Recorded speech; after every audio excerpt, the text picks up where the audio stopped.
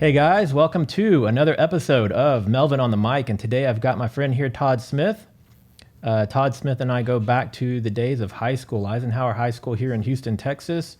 He is the CEO of Regal Media Group and is beginning to venture into broadcast media. So pleasure to have you here as a guest. And I was hoping maybe you could tell a little bit about your journey into getting to where you are, so that maybe people who are trying to perhaps do something similar. And then maybe we can delve into some of your current projects and what you're working on. Wow, my journey's been long. I started my company pretty much in '06 as just an online magazine, so sole proprietorship, Regal Magazine. And I, prior to that, had worked for local newspapers in the Houston area, Houston Forward Times, African American News and Issues. And I've always wanted to be my own boss. I always had a vision of what I wanted to do creatively, but obviously if you work for someone else, you don't have creative control. When Hurricane Katrina hit in '05, it shook up a lot of things, actually. So Essence Festival, which is an annual music festival, 4th of July weekend in New Orleans, they had to relocate. They came to Houston. And Essence, for those who don't know, Essence Magazine is a magazine that caters to African American women. And I was covering that for the Houston Forward Times. I'm like, wow, there's no counterpart for African American men. So that's where Regal Magazine came about. The name was Regal, just royalty. There are a lot of monarchies in Africa, so that's where that name came from. From that, and that's where me and Melvin hooked back up. He actually did some photography. We did a premiere for the movie Takers with T.I. Paul Wright, that's his name, right, from Fast and the Furious. He was in that movie. Yeah. And Melvin did some work, and we stayed in touch throughout. But from there, I never wanted to limit myself to one audience. I never wanted to limit myself to African American and this or that. So I came up with an idea for a talk show. And initially, I just wanted to do some quick little videos, put them on YouTube. But I ended up working at Texas Southern University. And at the time, they had an on-demand channel called TSU TV. And my students were like, this needs to be on the channel. So I started filming it as an actual television show to fit a 30-minute slot. Things didn't work out at Texas Southern, but I did get interest from other networks. One network was called Fun TV, was a streaming app. The other one was A-Star TV. Those companies did not last. So I held on to the content for years. And from the experience of having video that became outdated, I came up with the idea to make stuff timeless. So a lot of the things on my show, which is now on an app called CGM TV, were things that I filmed years ago, but they're still relevant today. And in the meantime of my show not being on, I hooked up with Fox 26 and Fox Soul. Fox has an app now for the African American audience called Fox Soul, on a show called Isaiah Factor Uncensored. For those outside of Houston, if you've ever seen the video of The Reporter Goes Ghetto, when there's a mosquito that flies in his mouth and he starts cussing and forgets that he's on camera, that's my boy Isaiah Carey. Talk about timeless content. Timeless content. That blew him up. So I need a mosquito or something to fly in my mouth right now so I can go viral and be off to the races, because that's what happened to Isaiah. And funny story is, he thought he was going to get fired. He walked into the office. When YouTube blew up, that's when the video resurfaced, because it was never really on air. People don't know that. It was in a file of goofs and blunders or whatever. Somebody leaked it out. Somebody leaked it out. The network moved and they left that box there. And somebody put it out. He went to the GM of Fox 26, D'Artagnan Babel, thinking he was going to get fired, and Dart bust out laughing like, no, this is gold, bro. You know what I mean? So from that, he's been, LL Cool J has mentioned him. Artists have mentioned him in songs. They've mentioned him on ESPN a couple of times. So Isaiah has become a big star from that video. And I go on that show like once a week. Some of the videos have gotten 1 million views on YouTube. Congrats on that, man. It's a big step. Yeah, so people are getting to know me, and I was blessed with the opportunity to meet a young lady by the name of Centrell Reed, who has a streaming app called CGM TV, like I mentioned earlier. And she blessed me with the opportunity to put season 1 out there, and I know we'll probably go into detail about that. So that's the transition. The transition, honestly, Melvin, was always centered around kind of the magazine. Yeah. But I wanted to make something visual. I know we're people don't read anymore. You know what I mean? So I wanted a companion, some type of a companion piece, even though I said it wasn't going to be limited to black men like the magazine. But I wanted a companion piece that people can see me visually and not just read, so, but it just ballooned from that. It kind of blossomed, became an actual show. We've had some celebrities on the show. I don't know if people are familiar with nephew Tommy from the Steve Harvey Morning Show. He's Nice. another Eisenhower graduate. I believe he graduated 85 or 86. Really? Yeah. I didn't know he was from Ike. Yeah, yeah, he grew up right on Green Falls, right by the school. If you remember, Green Falls is right off of Antoine. Yeah. His parents lived there for the longest. They still own that house actually, and they rent it. But he hooked up with Steve, and I'm like, bruh, I wanted to get hooked up with Steve too. And he was like, well, I don't know about that, but but holler at me when you need me. And we still have a friendship. That's my fraternity brother, and we didn't really know each other that well at that time. But we had mutual friends. He was cool with my dad because we're all in the same fraternity.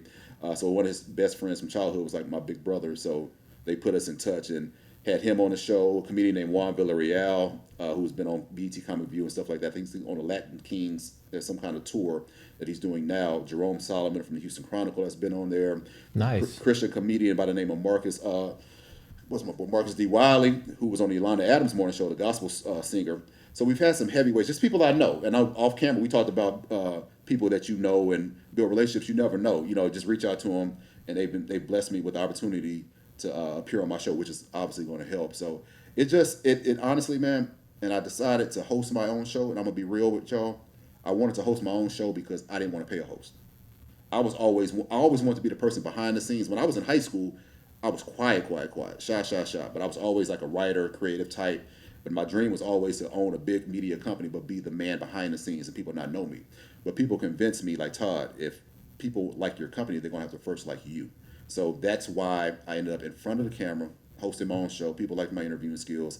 And then when I got a publicist, they had the opportunity with Fox 26. And like, Todd, come do the show. They want you to be on the news. And they loved it. They kept bringing me back. And Isaiah got his show, called me one day.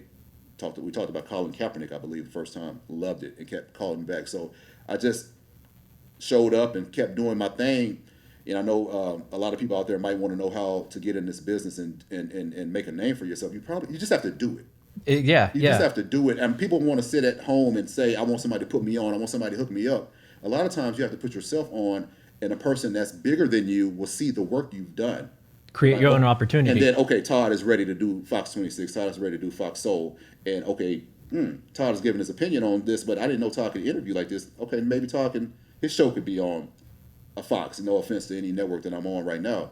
But you just have to put the work in, and you'll be surprised about how many people are actually watching you, watching your growth, and are waiting to put you on when the right situation occurs.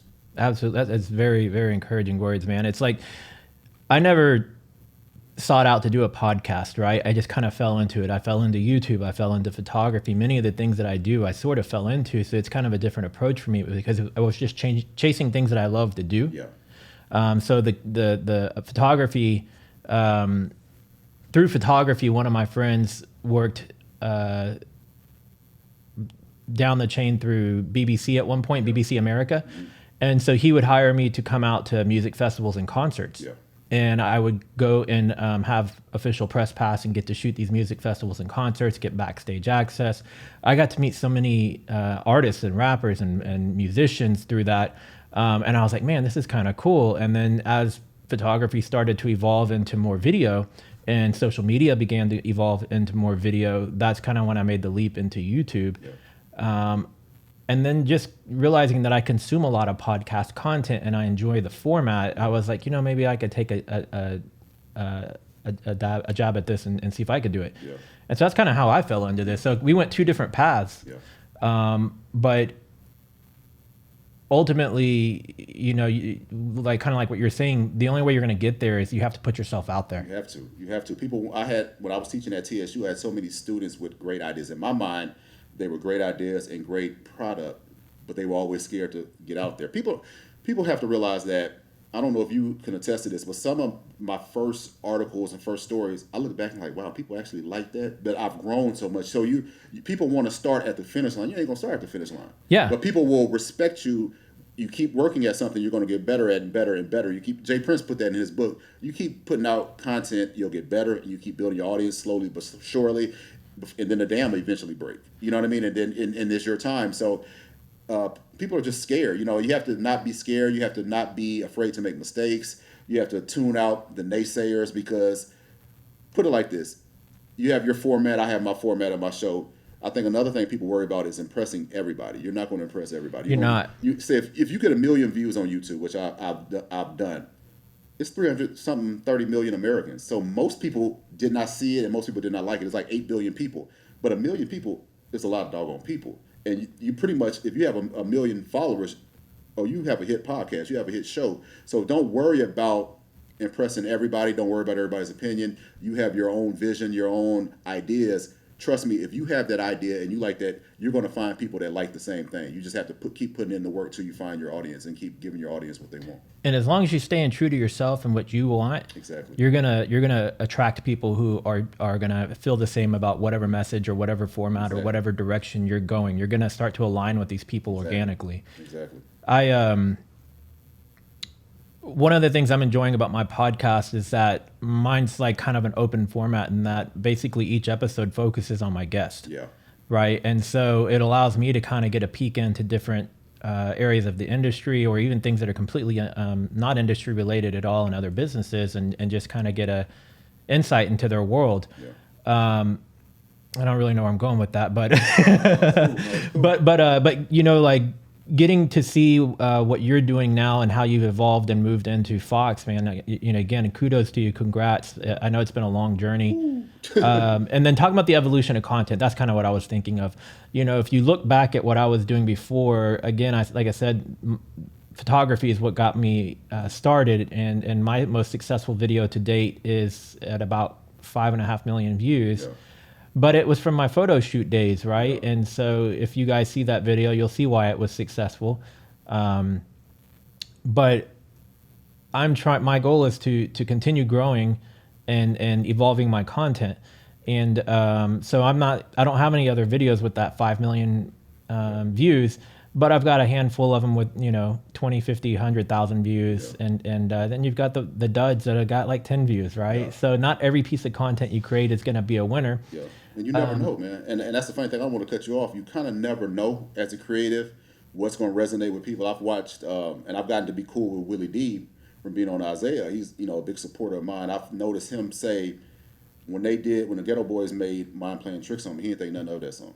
Yeah. Just, okay, we're going to talk about this. Okay, I'm going to try to write the best verse that I can.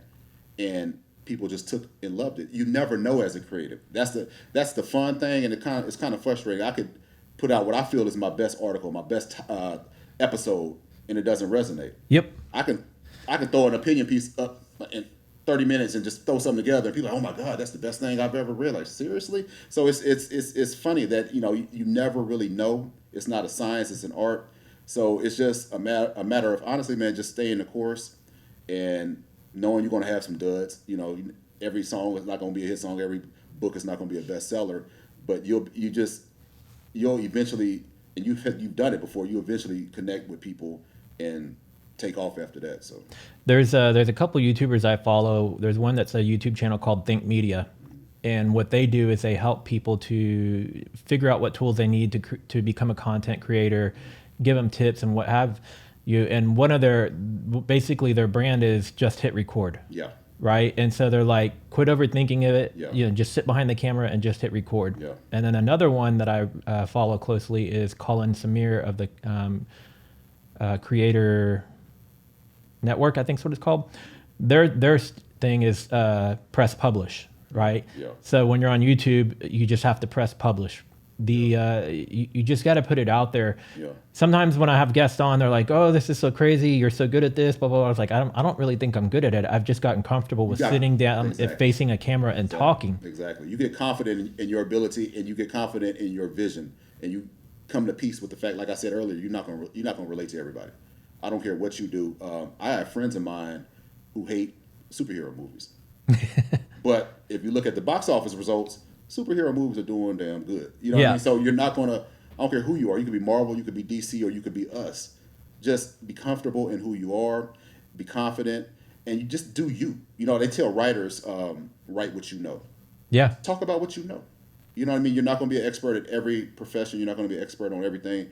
Write what you know, talk about what you know, and you will find a whole lot of people who have similar experiences and feel the same way. Absolutely. So are there... Are there any projects you're working on in the background right now that you can go into, or anything that you want to talk about or promote, or Just Regal Roundtable. I have 5 television show ideas. I just don't want to. yeah, you don't want to put them I out don't there want in to this put them out mic? there right now. Somebody take it and run with it. But Regal Roundtable is, think of a male version of The View, and every episode is on one particular topic, whether it's relationships, religion, politics, sports, entertainment, fashion, and we have the whole 30 minutes dedicated to that particular topic. And it's on CGM-TV. That's an app you can download on your smartphones, your tablets, smart TVs, Roku, Fire TV, Apple TV, or go to the website, creedglobalmedia.tv, sign up for an account. For my show, you shouldn't have to pay.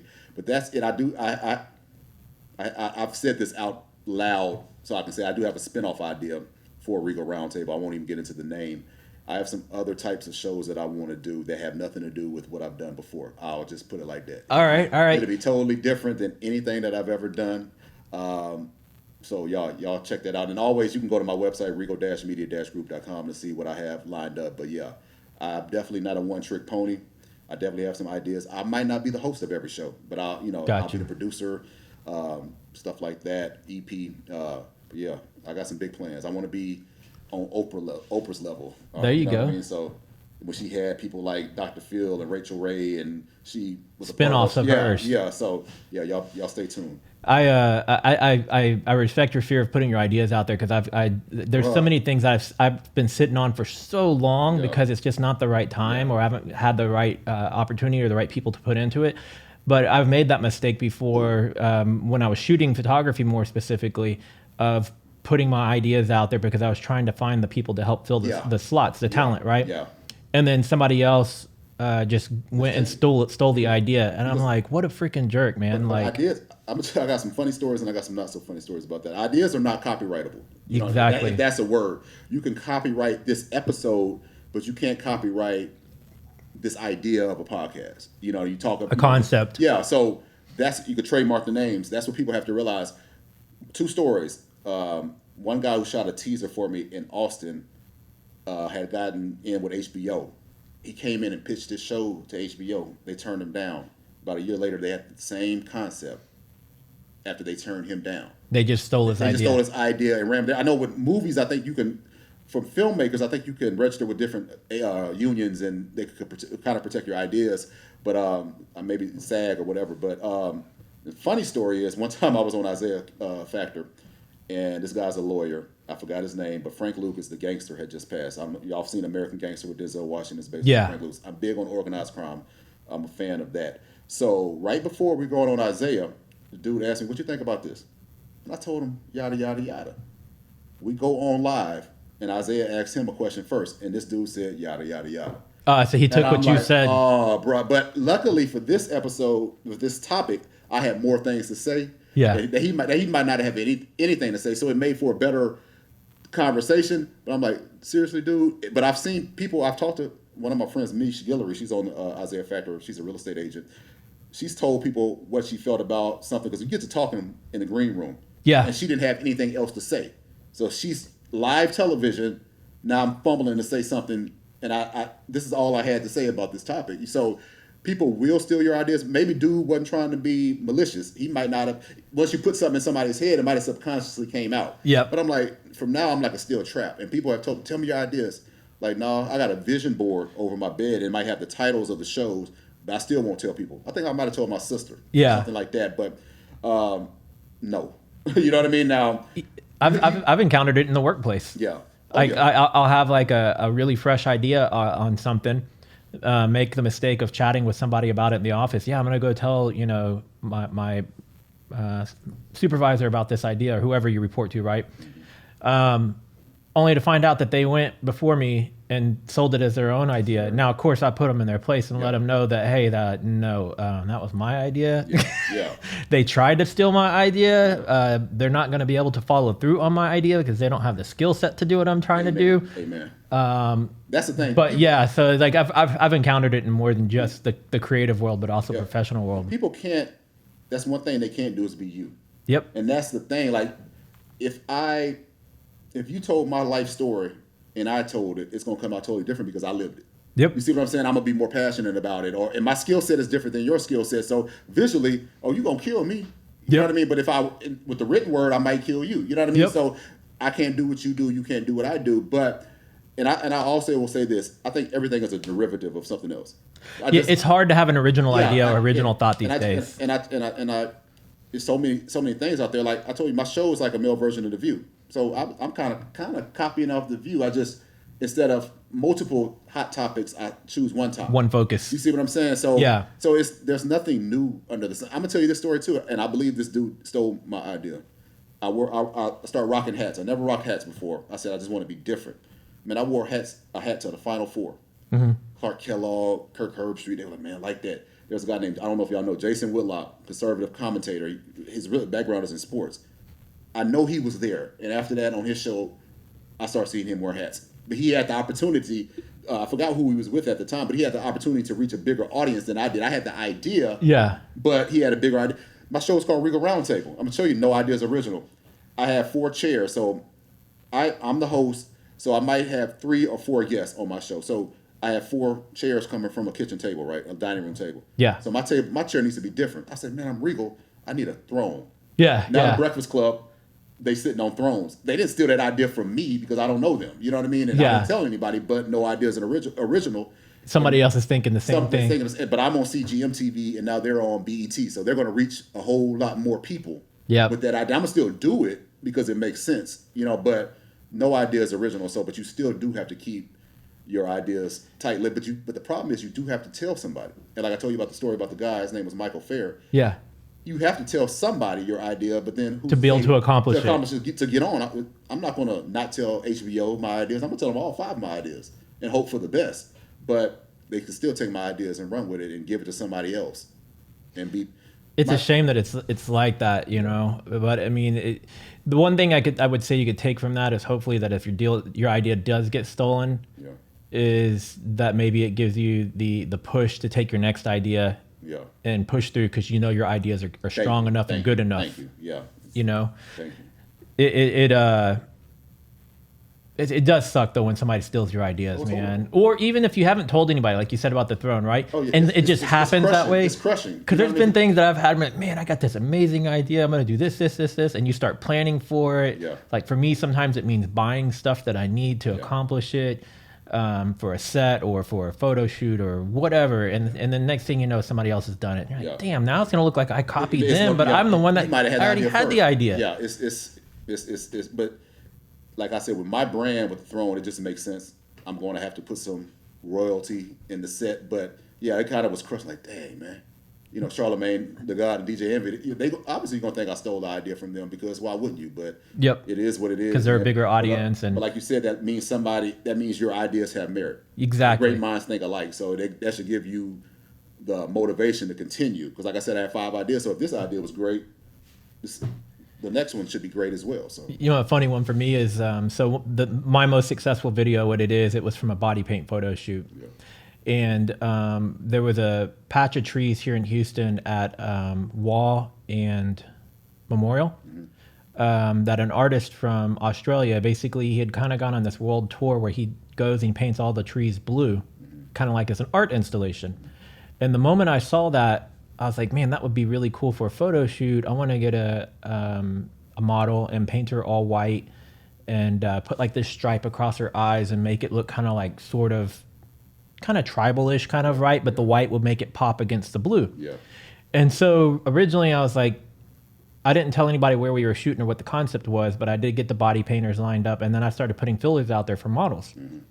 Well, what I thought was going to be a photo shoot with a single model ended up being like 5 girls that had an interest. And then the day of the shoot, one of the girls brought 3 extra girls. So we ended up with 8 models, right? And so we had to quickly adapt the concept. And we did the shoot. And other people in Houston had tried doing shoots there too. And their shoots were okay, but there was no creative aspect to them. All they did was just stand in front of the trees. Yeah. Anyways, when I put the video on YouTube and it began to go viral, the original artist that painted the trees blue left a really nasty comment. And he was like, basically, and I can't remember word for word what he said. And since this video got flagged by YouTube now as considered mature content, so they automatically remove all comments, so like you can't see the comment feed anymore. But he basically left some nasty remarks of like, oh, you're taking credit for my work and this, that, blah, blah, blah, blah, blah. And so my response to him was, hey, you could have approached this very differently and said, here's all my contact info, here's the story about the blue trees. And I was like, but instead you came attacking me. I was like, meanwhile, I just got you 1 million more people to see your stuff, and that was when it was like at 1 million views. And then until just recently, I did have his whole story about behind the blue, the whole story behind why he painted the trees and all his contact info. I had it all in the video description up until probably about 6 months ago, because I went and changed all the video descriptions of every video on my channel, and I was like, you know what, I remember this guy was a jerk. I'm not going to give him I don't care anymore. It's not here in Houston anymore. You can't visit that location anymore. But what did he think that it was, like kind of like copyright infringement or something like that? But that's public. I don't know, because I never sold that I was the one that painted the trees blue. Yeah. It was a public location. Yeah. You painted it in public. You think people are not going to take pictures of it? They're not going to use it as a set. Like people might take prom pictures there, keys in there, whatever. I don't know. You know what I mean? Just random stuff. And we're starting to get a lot of these nice murals here in downtown. Yeah. And there's a lot of graffiti blocks in Houston where people go take photos. Yeah. And some people are like, oh, you're taking pictures of other people's work. I'm like, yeah, but if you look at the bottom corner of that work, their name is tagged there along with their Instagram. And when I post it to social, I tag all their contact info. Yeah. I'm merely promoting their work. I'm not taking credit for their work. People just don't understand. No, they don't understand the concept. Are you familiar with the reaction videos? Not really. Okay. So actually, that's kind of a short segue. I wasn't planning for it too, but we're going to do a couple reaction videos. So if you guys are watching this and want to see some reaction videos, we are going to be filming some reactions to Harry Mack. But I just 2 or 3 days ago, I had somebody comment and said that I was stealing content, right? So reaction video essentially is you go on YouTube, you find current content, you sit down and watch it, and you kind of give commentary. You pause, talk about the content, let it play, pause, let it play. And this person's like, you're stealing content. And my response was, you apparently don't understand how this works. So let me educate you real quick. Yeah. Any video or audio that's uploaded to YouTube is scanned automatically. And the moment that it captures audio or video that belongs to somebody else, that other content creator is immediately notified. That other content creator can put a strike and say, you can't use this video and your video is completely dead. You can't even upload it. It's gone. They can acknowledge the content, and then they can claim the ad revenue. Yeah. They can acknowledge the content and split the ad revenue, or they can acknowledge the content and not put any restrictions on you whatsoever and let you have free reign, right? And so this content creator that she said I was stealing from has 2 successful YouTube channels. And in the intro of the video, I even say how much I respect them as content creators. If you like this video, make sure to go check out the original creators' YouTube channels, go follow them, like them, subscribe, whatever, right? And they're much bigger than me. They got like 2.5 million and 6 million or something subscribers on their 2 channels. And I was like, so if you don't understand how this works, you shouldn't come accuse people of stealing content, because they chose option number 4, which means they didn't restrict my video whatsoever, but they did acknowledge it. I'm using it. So they're aware that this video is out there. They know. What do they have to gain from that? Well, they have to gain is I'm almost at 20,000 subscribers. Maybe there's some people of my 20,000 subscribers that have never heard of them, and now their audience grows. And then it's also humbling of them to be a big creator and be able to kind of give back to a smaller creator who's also trying to grow their channel.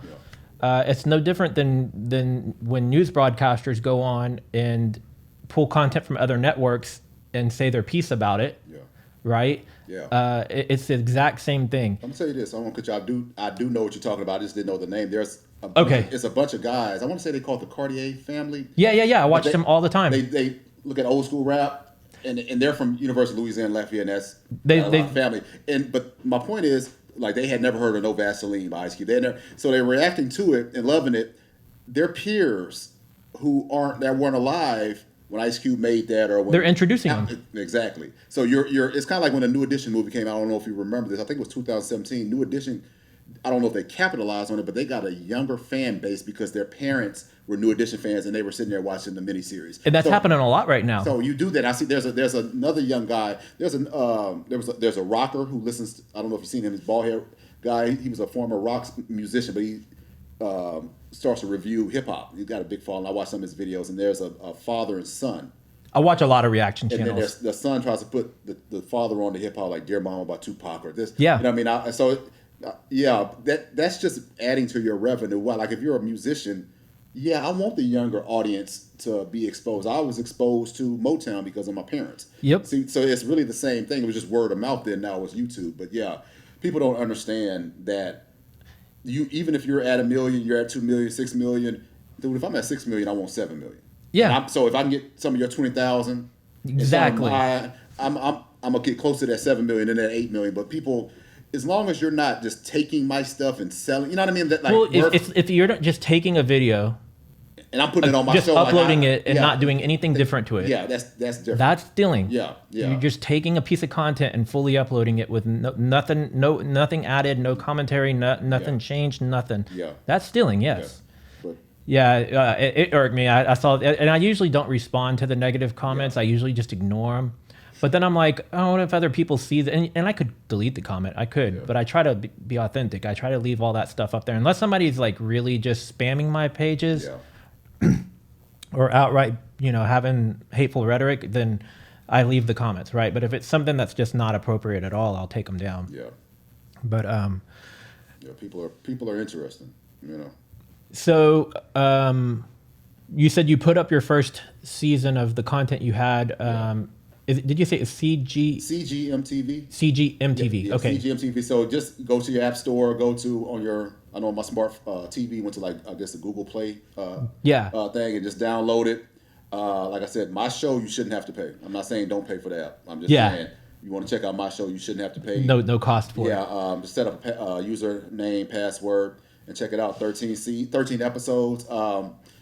It's a 30-minute show. 30-minute shows on television like 21, 22 minutes. So the episode shouldn't be more than 20-something minutes. There's some great content on there. Like I mentioned, Nephew Tommy a little bit earlier, Marcus D. Wiley, those people, Juan Villarreal, those types of comedians, and Jerome Solomon from the Chronicle. So I know a lot of people know those names. So yeah, check it out. It's stuff that you wouldn't get. It might be some kind of controversial stuff. I'm gonna let y'all check it out. Let me know what y'all think about it. Comment.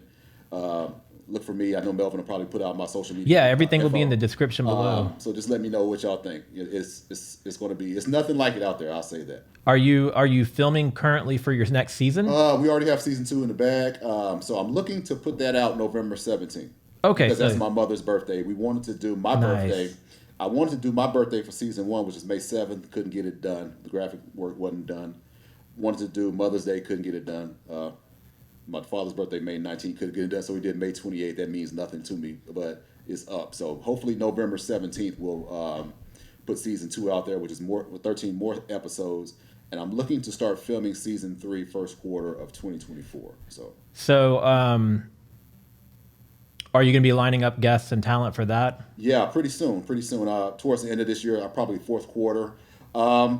Holla at me if y'all want to be on the show. I'm kind of... Yeah, that's what I was kind of leading to, is if there's some people out there that may want to be contributors to the show. Honestly, like, this is the setup of the show. I'm the host, obviously, and I have 2 other guys who are on every episode, and then we'll bring at least one special guest on.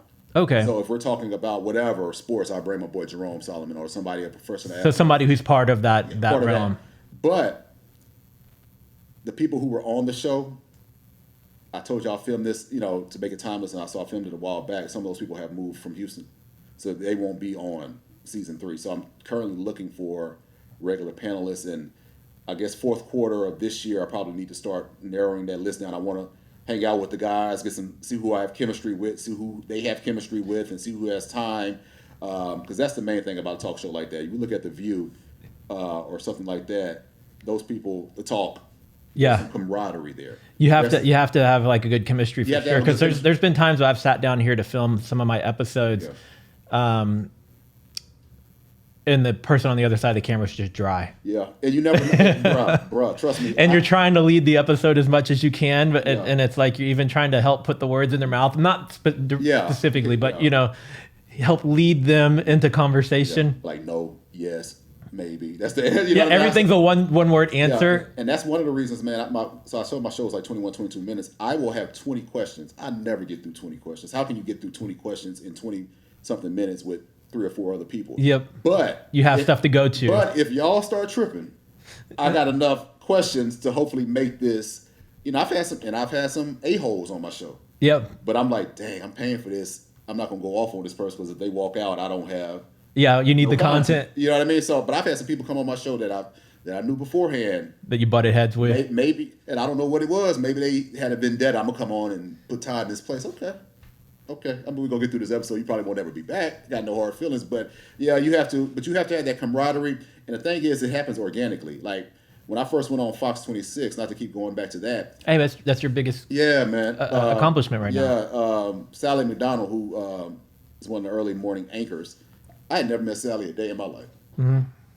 Man, the chemistry was like immediate. That. And I would go on with Melissa Wilson. We cool, but my publicist is like, but it ain't like you and Sally. Yeah, you know what I mean? Like y'all old friends? No, I just met Sally. We cool now, but no, I ain't. There's some people you just vibe with differently. You know what I mean? And she was one. Me and Isaiah, but see, I knew Isaiah, and we were cool already before he had a show, so there was some rapport there. And you're familiar with his format, and I'm familiar with his format, and it really fits me. But because I'm cool with the one-on-one thing, but when I can vibe, like you said, and we're doing it a little bit, but Isaiah won't necessarily, he'll throw in his 2 cents, but if you say something and I just piggyback off, I like that little round table vibe, that group discussion, and that's what Isaiah's segments are mostly like. And but I've gotten so comfortable on Isaiah. We did one on, there was a guy named Travis Hunter, who was a 5-star athlete. He went to Jackson State University, which was a historically black college university. He played with Deion, and it was kind of like, whoa, what are you doing? And Isaiah brought me on, and I guess I was so excited about the topic. He only asked me one question, and I talked for 7 minutes straight. He's like, hey, this is my camera time. Like, my bad, bro. I got happy, man. But I'm excited. That's a rival school, but it's a big thing for HBCU. So. And that's one of the things, and I've been on J Mac from 97.9 The Box. I've been on some segments with him on Isaiah, and he'll call and say, who's going to be on the show? Like Todd, and it's okay, cool, Todd to talk, So you have those shy people, and that's the funny thing, Melvin. It's the weirdest thing in the world. Ask me to go start a conversation with a stranger on the street. Uh-huh. And I'm not going to be able to do it. Once the conversation gets started, I'm cool. I'm not good at initiating casual conversation with strangers. Ask me to give a speech in front of 1,000 people or get on a TV show that might reach 1 million people, and I'm at home. See, put me in front of a crowd. It varies. Yeah. If it's people that I'm comfortable speaking in front of, and I don't really know how to justify who I am or am not comfortable speaking in front of. Yeah. If it's a casual atmosphere and it's something that I know enough about, then I could potentially go out in front of a group of people and speak about it. If it's, how do we say this? A little bit more upscale, a little bit more pretentious type of event, and I'm not familiar with said topic or whatever is being discussed, I'm probably not going to do too good in front of that kind of a crowd. Yeah. It's kind of like, I know everybody's personality is different. You kind of, like they say, know thy audience. You got to like code switch. Yeah. Like I can be in a formal setting and speak the King's English. Yeah. But I can be in a laid back and be like, yeah, man, whatever. You got to be like a chameleon. Yeah. So I can dabble, and that's part of our background. For people who don't know, we grew up in an area in Inwood. You lived in Inwood Pines, right? Yeah, yep. I lived in Inwood Forest, but it was down the street from Acres Homes, which was considered, I guess, it was. Acres Homes was literally my backyard because the woods behind my house. So you had on the back of that was Acres Homes. You got literally a country club, literally at the time, and you go down the street, maybe make a right on Gulf Bank, go down Gulf Bank. You have the projects. Yep. So you have all of these people coming together, so you learn how to fit in with this group. Yeah. Fit in with that group. And I felt like I did a really good job of that. Yeah. Like somebody I ran into a couple years ago in the mall, she came, like I didn't recognize her at first. And she just ran up to me and gave me the biggest hug. And I was like, who's this person hugging me, right? And then when she told me her name, I was like, oh yeah, I just didn't recognize you because she just looked different, right? Yeah. And she's like, and it was weird because I'm not good at taking compliments. I really am not. And she's like, I just wanted to tell you that, I haven't seen you forever, but I still think about you and I love you so much, blah, blah, blah. I'm like, what did I do to... And she's like, you were friends with everybody. Yeah. She was like... That was Ike, though, bro. Yeah, and she was like, I didn't have anybody that really paid attention to me in high school the way that you did. And then like when she started telling me, and you know, like all these different memories and stories, I was like, oh yeah. But it was like, that's just me, you know, like I care about people in general. Coworkers that I've stayed in touch with for 20 and 30 years that I maybe only worked with for 6 months, you know, but just being a genuine person. Right? Yeah. And kind of like I said, you're not being fake, but you're kind of a chameleon. So it's like you learn to adapt to different groups of people and be friendly with different groups of people. I'll be honest, most of the time when I tell people that I graduated from Eisenhower, they're like, what? Yeah. But that's the thing, bro. And I'm going to tell you this. I don't want to put the young lady's name out there, but she was class of 97. Uh-huh. And she didn't, like, when all this, like, George Floyd, you know, stuff started happening, she was kind of surprised, like, this is still happening. And I kind of was surprised because, bro, I grew up in our area. We didn't have, I'm not saying it was perfect, but we didn't have no, like, racial beefs. No. Everybody got along and yada, yada, yada. So I'm like, okay, then I go to HBCU, so obviously I'm not dealing with racism. I thought, then Obama gets elected. I'm thinking, oh, these times have changed. Like, and then you see all of the unrest now. And she was like, I guess I wasn't naive. And I told her she wasn't, but I guess she was, and we were. Because we were in like a bubble, kind of per se. You know what I mean? And like, well, I'm gonna let you, my bad, bro. No. I was gonna say Houston's a melting pot. And it's Houston also, you know. And so it's probably not just our area, but it's Houston just being so diverse. And I remember working for a newspaper, and they were telling me, growing up in a predominantly white neighborhood, tell us about some of your experiences with racism. And I had a couple of cops be on some BS, but I told the guy, I said, now I can speak out against racism because racism is very real. But I cannot throw people under the bus that did not do that to me. Exactly. I can't do that to them. Now, if I see what happened to George Floyd, oh yeah, I'm on Chauvin's behind, and you know, and you wrong for this and this, that, and the third. But I can't do that to my classmates, my friends, their parents, my neighbor, because that wasn't my experience. Now, I dealt with a little bit of racism, but it wasn't from that group. You see what I'm saying? But at the same time, I was telling my classmate who said she, you know, was naive. I said, but I do have college classmates who went to school in Alabama, went to school in Mississippi, and they had a black prom and a white prom and a black valedictorian and a white, and it was animosity, and that was our same age group. So that's how I know that is real. But at the same time, my upbringing gives me hope that America can be what it's supposed to be because we were that, and we still cool. I'm still cool with so many people from Eisenhower, man. It's same ridiculous, here, bro. You know, and those friendships are. I'm not knocking my friends from college, my friends from grad school, workplace, but those are special because we came up together. And especially, together. Some of them, there's people I've known literally since like second and third grade, man. Right? Yeah, some since kindergarten. Some of people I didn't even remember we were in. And I look at a picture like, damn, we were in kindergarten together. There was somebody that I've always been in touch with for years and years and years, but I didn't realize that we knew each other since kindergarten. And then she sent me a picture of our kindergarten picture. I was like, holy crap, that is you. I didn't know it's been that long, right? Yeah. But like. Yeah, some of my oldest friends, unfortunately, are have passed on. You know. I was talking to Big Meat today. We were talking about Bird Jones. Those people who don't know, he was a former college football player at TCU, played with LaDainian Tomlinson.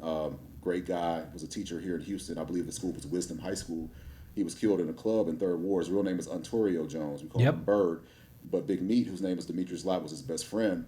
Saying they still haven't gotten justice for Bird. So if y'all look up that case, because the problem is with the media, out of sight, out of mind. Yeah. And I've noticed that when I've done television and then stopped for a while, people will notice you in the streets, and then when you stop, nobody remembers you. So you're out of sight, out of mind. So this case has been out of sight, out of mind. It's a murder. They said Bird stepped on a guy's Gucci shoes. And words were exchanged. He shot him on the dance floor in front of his cousin, which was. I remember all of this. Corey Windsor, who went to Eisenhower with us. I was closer with Corey because we played Little League football together. So y'all go check out that case. The reason I'm saying that is I'm trying to get it back in the public eye. Yeah, absolutely. The judge is not taking, I think from what Demetrius is saying, the judge is not taking it seriously. And they have gotten no justice. They lowered the guy's bail to the point where it was like $40,000. Like, who can't pay a $40,000 bond? You know, so you're not taking it seriously. So we need to get that story. But those were the type of people. And we lost. It's been a lot of people in a drug overdose, unfortunately. It was a melting pot. I'm not saying that the kids were perfect, but we were the animosity, the racial animosity that you see in America. I ain't see that, bro. Yeah, I didn't see that, dude. I got hundreds, thousands of pictures from the high school parties. Yeah, and you look at the pictures, and it's very diverse groups of people. I went to one of your parties, but my mom used to be like, "Nah." whose part my mom was, it kept me out of trouble. But she was kind of strict because my sister kind of went wild. I mean, looking back, I got kind of lucky that nothing bad ever happened. Yeah. But it like I came home. I drove home inebriated. I'm surprised that I mean, but the lucky thing it wasn't that everybody lived in the same neighborhood. Yeah. That far, I wasn't like on a highway, but yeah, I stumbled in when they finally let me out. I stumbled in that house a couple times, man. Same thing talking about running into people. They're like they'll still talk about my parties. I'm like, dude, that was so long ago. Like I'm glad that y'all loved them so much, but I don't even really think about that stuff anymore. Yeah, ages ago. But yeah, we had a great experience, man. It was, and another thing. You have a brother though, right? Yeah, I'm the youngest of four, so okay. I got my sisters were 89 and 87, and then my brother was 93. My sister was 91, so I was actually in class with the brothers and sisters of her classmates. Yep. That was special. Jason Broom, I don't know, well, his brother. Yeah. Broom got, rest in peace. Philip was my sister's classmate. There was Claudia Guerrero, who was my classmate. That was an unexpected one. Yeah. And I had just got in contact with Jason on social media through IG, and we communicating, and like, dang, like, bro, I would expect, his father. Yep. Left his family behind there. I won't get into that too much. Yeah, I remember that too. Because he lived one block over from me. Yeah, and that was a kindergarten classmate like that I didn't realize. We were in kindergarten and second grade, so I basically known dude my whole life. You know what I mean? So those special bonds, and it almost feels like family. Did you know Adam Netzer? No. Because he was only at Eisenhower for like a year, but he was really close friends with Jason Broom, and when we were growing up. Adam was my oldest friend. Like his parents and my parents were friends before either of us were born. They lived on Lemon Tree. And it's hard to believe, but I think it's been like 15, 18 years ago now that he passed away. He worked in construction, and they were literally just pouring a handicapped sidewalk at a CVS in Humble. Yeah. And some completely unrelated dump truck driver just ran through a stoplight, drove over two vehicles, and then Adam was standing. He literally got impact with the dump truck. Yeah. I don't know if you do Caleb Walton. It was 96. He's supposed to be. A lot of people don't remember Caleb. He played basketball and football. He ended up getting hurt his senior year. So my classmate Joe Caesar ended up being the starting quarterback. He hurt his collarbone. Tommy Hendricks. Anybody is a real football fan, like he played. The name sounds familiar. He played for University of Michigan. Tommy did, and went to play for the Miami Dolphins. But anyway, Tommy hit him in practice, broke his collarbone, but he passed away recently. He's my fraternity brother. I don't know the cause. So it's tragic, and I guess other schools probably have the same types of stories. Well, we have lost a lot. There was a guy named Joe Hilsman, who was my classmate. He played football. Joe would go to this convenience store. I think Joe had moved to the south side of Houston, and he would go to this one convenience store all the time to buy stuff. And he became kind of like friendly with the owner or one of the employees. Yeah, he was there when they robbed the place. And Joe tried to get involved and break it up, and he got killed. You know what I mean? They didn't show the shooting on television, but they showed what led up to it, so it was all on camera. Tragic events like that, man. And good dude, quiet dude. Last time I saw him, I think it was our 10-year reunion because he played in the little basketball game we had. We played against the varsity at Eisenhower at the time. It was bad. Dude, can you believe we're approaching 30 years? It's crazy, man. It's crazy because it seems like yesterday. It doesn't seem like... I remember it raining on my graduation. I remember a lot of... Bruh. Were you 97, 98? I was 97. Okay, because I was 96. Yeah. I remember the graduation day. I remember my first day in high school. I remember what I wore. Wow. I wore. Well, y'all can judge me. Well, I'm gonna say it. I'm not a Dallas Cowboy fan. Forget y'all if you are. I'm a Houston Texans fan. Forget all y'all Cowboy. I don't even like my cousins that live in Dallas. And I'm just playing. But I wore a Dallas Cowboys shirt with a Tasmanian devil and these bright blue jean shorts. Remember that was when all the colorful stuff, like Jabos and cross colors. You know what I mean? So I had a orange. Man, I had orange cross color shorts. That's. I had Jabos in every color, dude. I had Jabos in every color with the Tommy Hilfiger. Yeah. Oh yeah. So I'm gonna be clean. I got these. So I remember that, and I remember one of my friends who was a senior. His name was Mark Wright, older than me. I remember he said, "Man, you finally made it, huh, fool?" Because I was always hanging out with older people because of my sister. And I was like, "Yeah, I finally made it." So I remember that first day of high school. I remember the last day. I remember prom. For whatever reason, I don't remember what restaurant we ate at. But everybody was, it was a great experience. And you tell me now that that's almost 30 years ago. It's insane, man. And you tell me, I just saw a movie I can say it because I think the embargo is up. No Hard Feelings, Jennifer Lawrence, and she's like a little cougar. Yeah, And yeah, my yeah, thing is, yeah. I wrote the article this morning. In your mind, I'm still young, and I think I still look young. Yeah. To them youngsters, Yep. we're the old heads. Yep. Sir, don't call me sir. Yep, yep, Mister. Who? My father. Until the grays started coming Yeah. in, I would, and then I recently had to shave my hair too. I didn't know. I started growing my hair for the first time Yeah. during the pandemic. I didn't know I had a little bald spot until it wouldn't grow. You know what I mean? Yeah. I'm like, dang, like, bro, you know what I mean? So, and then I pulled a muscle getting out of a chair. I do that every day, man. I pull a muscle putting on my socks. Yeah, like, so it's like in my mind, and bro, I still try to listen to the young music because I can't be. I made this mistake on Isaiah's show. We were talking about the Grammys, and they had a young lady named Young Jazz, 97.9 Box in Houston. She was one of the panelists, and she was talking about all the young artists, and I'm talking about Royce the 5'9" and Johnny Gill, and she looked at me like, so I'm like, all the people I'm talking about are 50. So I'm like, oh yeah, I can't. I'm a little bit more out of touch than I used to be when it comes to relevant. music because like we're the old people now. Yeah. Oh, that music's no good. I like some of it. I like some of it. I yeah. like some current music, but a lot of it I'm just like Some of it is catchy, but to me, I've gotten to the age where I need to have some substance. You need to be talking about something. I'm gonna tell you, I'm not giving no shouts out, but Jack Harlow had a new album called Jackman. Not like that. You know what I mean? I still download because I collect music. I still have my albums. I don't stream. I don't believe in streaming music because I'm a collector. But a lot of it is repetitive. yeah. Back in the day, we had some trash, but I think that there was more balance. And I'm saying this to say that I'm trying to stay young with the music, so I'm thinking I'm hip, but Hey, I'm sir and mister to these kids. They're not fooled. They know I'm old, so that's and like you said, it's been 30 damn years. Like, man, that's ridiculously crazy. Now, like you said, we're the old heads talking about back in my day, it wasn't like this, and yeah, I sound like my parents. But I will say this about the young people. They do have a lot of respect for like 90s music in 2000s. Tell me that. That's what I said, and it's because they grew up with their parents listening to it. Yeah, and it's just easy. like we grew up with our parents listening to 60s, 70s, and what have you. Yeah. So, and also I think it's easier for them to get a hold of it because my parents weren't the biggest music collectors, but they loved like Motown and all of that stuff. But my uncle was. I would just peruse his album collection every time I would go there. Just all kinds of stuff. He'd put me on whatever. I told my dad I want to take his record player. Oh, I want my uncle's stuff. You know what I mean? I know my cousin ain't gonna want it. You know what I mean? Like, if God bless me, still here. Yeah. You know what I mean? But my cousin ain't gonna appreciate all that. Some people don't see value in certain things. Yeah. But yeah, man. But the thing about music is, I would say that there was more diversity in music, and I'm specifically talking about urban music, hip hop and R&B. Like, even with hip hop, you had gangster rap, but then you had conscious rap. Jazzy rap, like a Tribe Called Quest, Diggable Planets. Like I said, the conscious rap, the Public Enemies and stuff like that.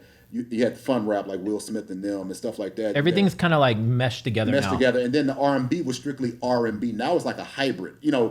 Chris Brown's last album, Breezy, loved it to death. I'm not the biggest Chris Brown fan, but that's not really R&B. He's trying to be like a talking about like Jodeci or R&B artists back then wanted to be romantic. Now they want to be gangster. Like back in the day, if I wanted to feel like some gangster stuff, and I try not to cuss on camera, so I'm gonna say the S word, some gangster-ish, I would listen to pop. But when I want to slow it down, I want to hear Boyz II Men, Water Runs Dry. I want to hear On Bended Knee. This is my thing, bro. When I went to college, the fast songs. I went to school in Louisiana, so you had no limited cash money at the time. But when you saw a young lady you wanted to holler at, you waited to that slow jam. I can remember at frat parties like Nothing Even Matters, D'Angelo and Lauryn Hill's debut album, well, only album. Lauren, We Need More Music. That's that chick. She smiled at me. Okay, let me go holler at her. Slow dance with her, feel on something. They don't. Do you have that now? Like this, everything is like that has its place. Like that has its place, but there's no slow jams. None. And so and the only people probably would put out real R&B would be the artists that people would consider too old. Tony is about to go on tour, but younger people probably like that's my. I told my cousins, my little baby cousins, I listen to Alicia Keys. She's like, that stuff my grandmama listened to. And my aunts, her grandma like. That's Alicia Keys. She bad on the piano. Like that. And I forgot what. And she started really young, didn't she? Yeah. She was one of those artists that started as a teenager. Very young. And she was a prodigy. She was ahead of her time. And it was a bidding war, from what I learned. And J Records got her, Clive Davis. And we said something about earlier. and this all ties in being an artist, being creative, being a business person.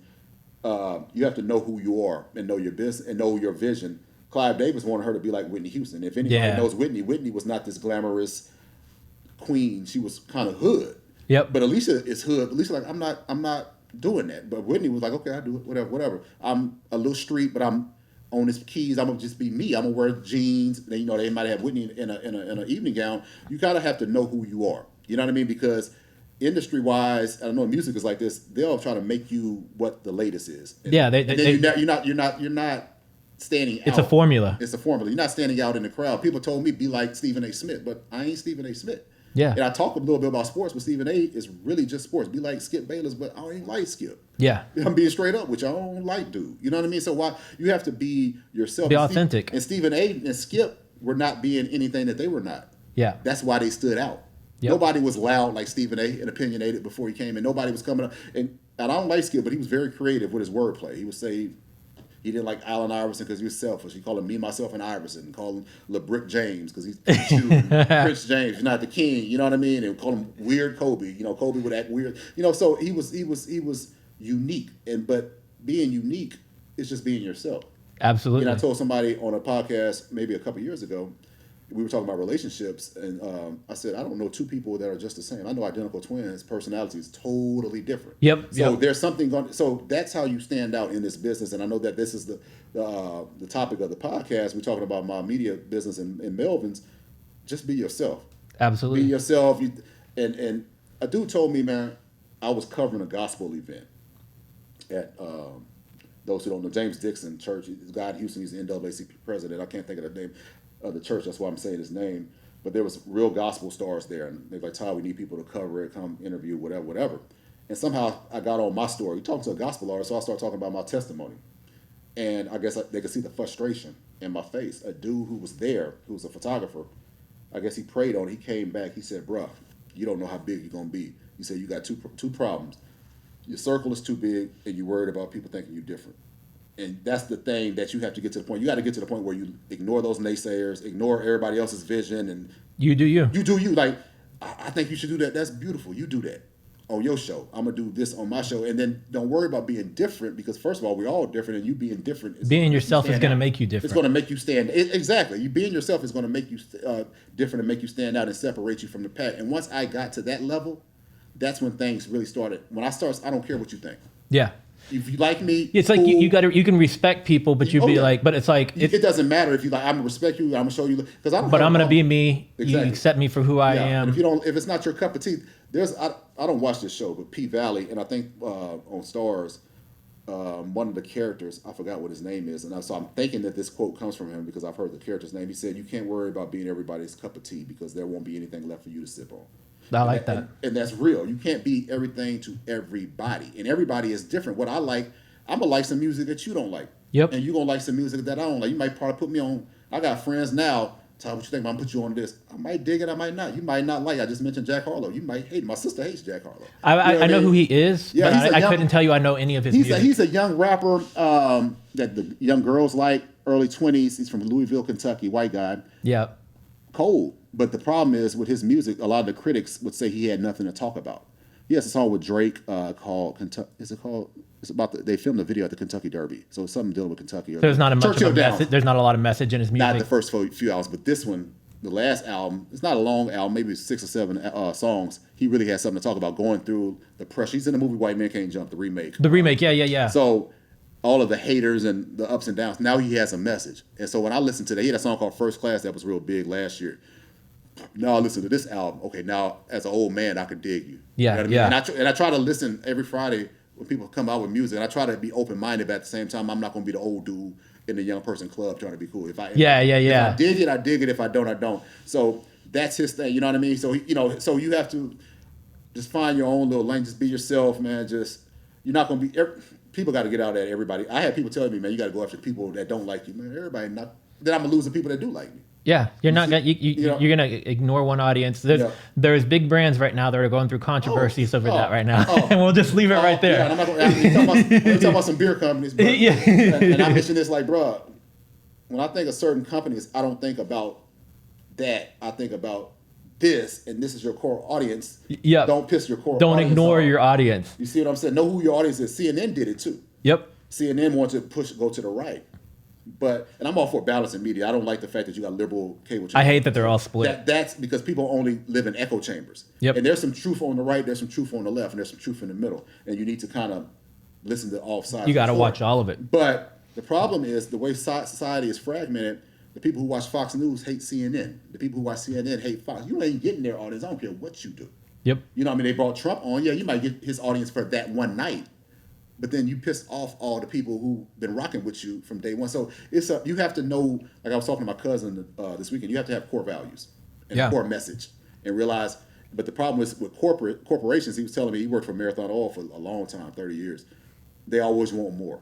And we just mentioned, I kind of just mentioned it earlier. If I got 1 million fans or 6 million fans, I want 7.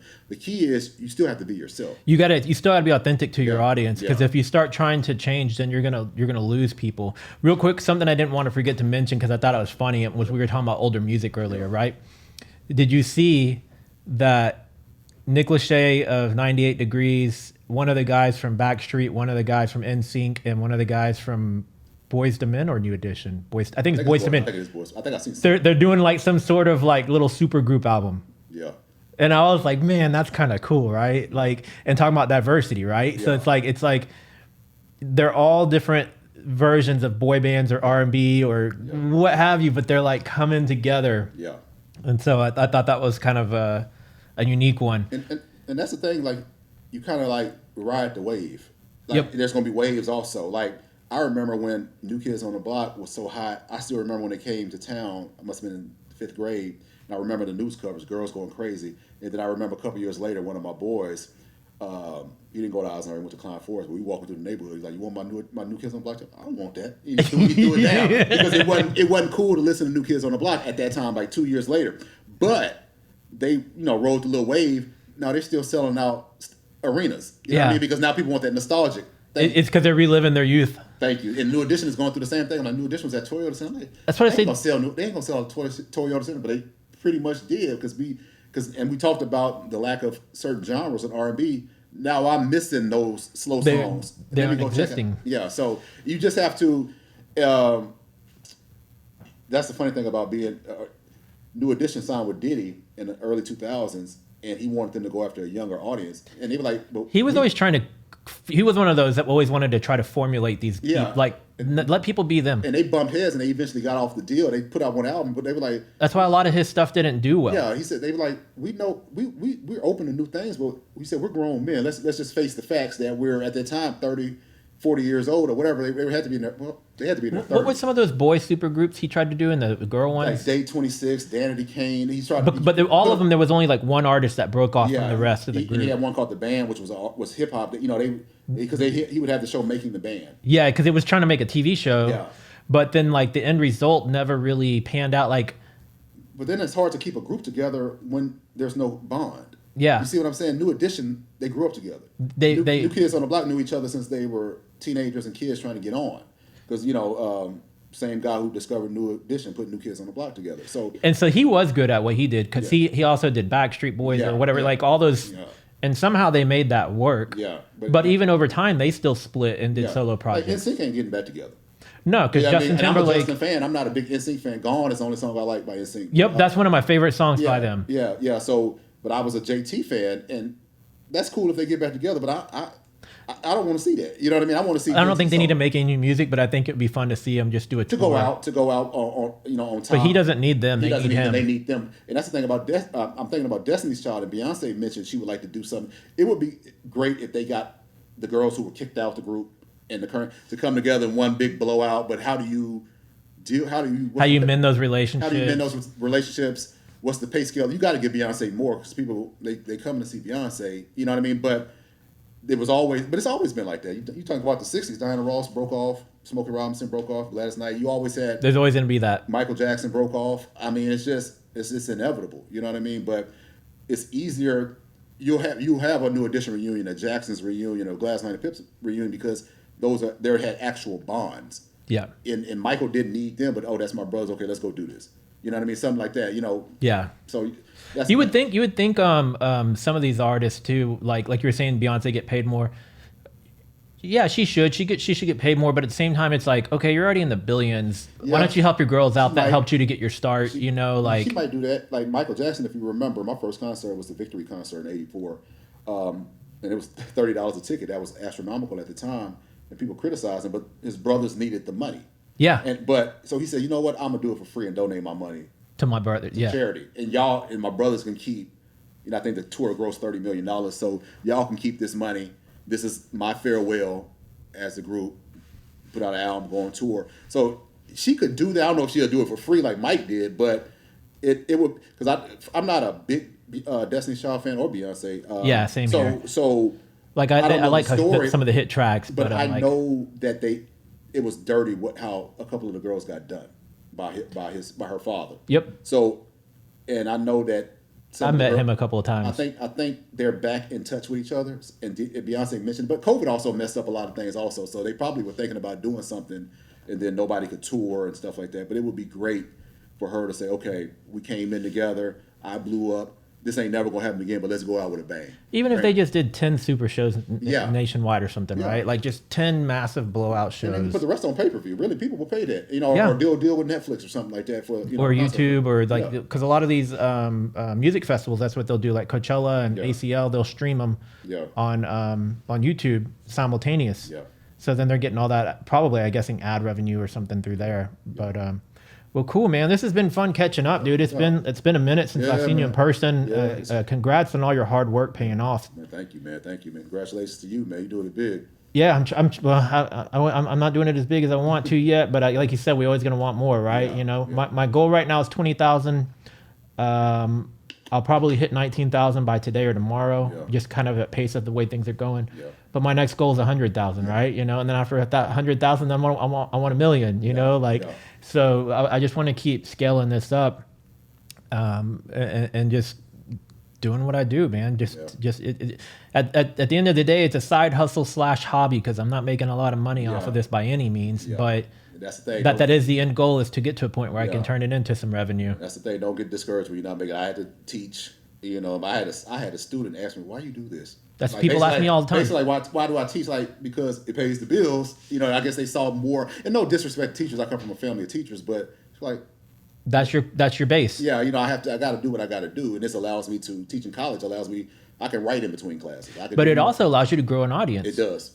And so you get a new group of kids every year, and they support me. They still support me to this day. They kept me young. You know what I mean? Because being away from them, I'm not as hip as I used to be. You know what I mean? I don't listen to what they listen to, the NBA YoungBoy and all this other stuff. You know, and I probably would if I was around them. So that was a great thing being around. I was able to help them, give them internships, and help them grow. And I have some students right now. One is in Indianapolis on Anchor, you know what I mean? Just doing it big. My boy Randall Newsom. He's either in Indianapolis or he just moved to Baltimore. I can't remember, but he's in major markets, and that was one of my former students doing it really, really big. Nice. I had one student in San Francisco. I got a student working for the Shade Room, which is a huge online platform for those who don't know, doing like hip hop and pop culture stuff. Cool. So I made my mark teaching, and hopefully I'll make my mark with this show and continue to do it with the online magazine. And awesome. Everything else I'll have in the future. Well, if you guys want to see more more from Todd, all of his info will be in the description below. And then following this, him and I are going to do a few reaction videos. So if y'all want to see him taking a first listen to some Harry Mack, and I might also introduce him into Ren. Just depends on how much time he's got available. So make sure you guys check those videos out as well. And thank you for coming to the show, man. Thanks for having me. All right, we'll see you guys in the next one.